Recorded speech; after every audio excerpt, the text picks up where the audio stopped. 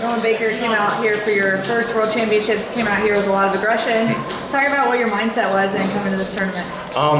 I didn't really know what to expect out of my opponents. Obviously, I knew they were going to be the best in the world, but I hadn't really had experience with foreigners so far, so I knew that I just needed to come out and do what I knew I was capable of doing. I thought the only way that I would regret anything that I did this weekend is if I didn't leave it all out there and at least try my offense. So the main thing on my mind was just get to your offense, you know, win or lose the match by what you do. Don't let him dictate how the match goes.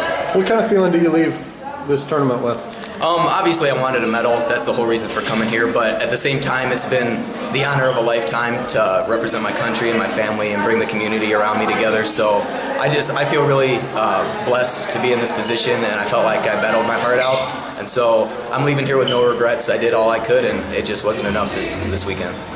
Came out here, scored the most points out of any American. How does that motivate you moving forward with Greco? I'm more motivated now than I have ever been.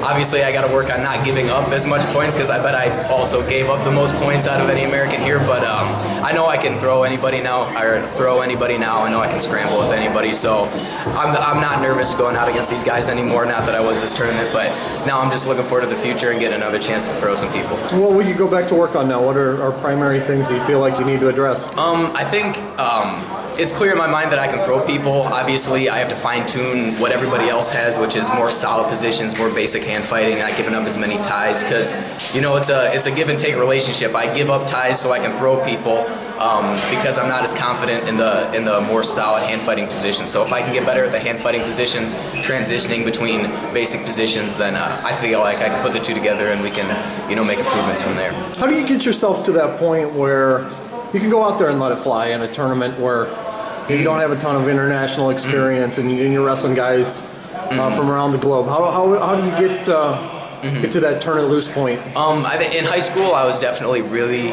more nervous for every time I stepped out on the match. I was more worried about losing because I had like a pretty good win streak going in high school. But then going into this last year in Division I wrestling with Northern Illinois, it humbles you a little bit and teaches you that it's okay to make mistakes. It's going to happen, so you just got to do what you can do to score. So after this last year of being the starter on a Division I program, I've really, at this point, seen it all.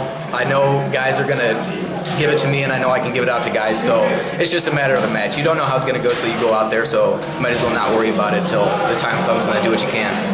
Were you nervous at all in No. this tournament? No, I wasn't nervous at all in like the months leading up to it. I think like the night before my flight, my heart got beaten a little bit faster thinking about it when I was just laying in bed. But other than that, like it's been just a very fun experience. This is the honor of a lifetime. Nothing has really replicated it to this point.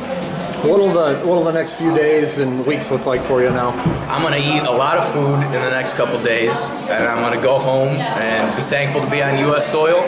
And then just get right back into wrestling in the folk style season. And I think we got some duels this weekend for my college team, so I think I'll get back, and in about 3 days later we'll be wrestling again. So there's a whole lot more of this. This is the end of the Greco season going into the next season, but this is like the heart of the folk style season, so it never ends. When's the last time you hit a leg attack?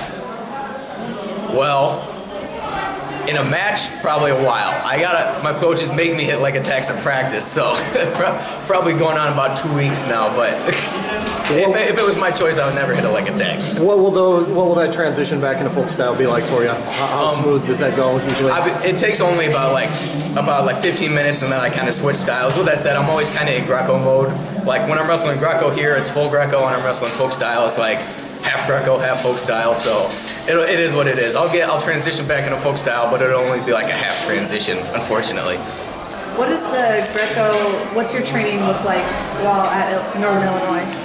We got coaches and workout partners in there that obviously don't have the kind of credentials in the Greco sphere that like Northern Michigan has or anything like that, but I feel like I'm getting in really good shape, real good mental preparedness, and they're willing to do anything that I ask them to do to help me prepare. So whether it be getting individuals with a partner or coaches or anybody who wants to see me succeed, they're willing to give it to me. So anytime I want to get an individual or whatever, it's there for me.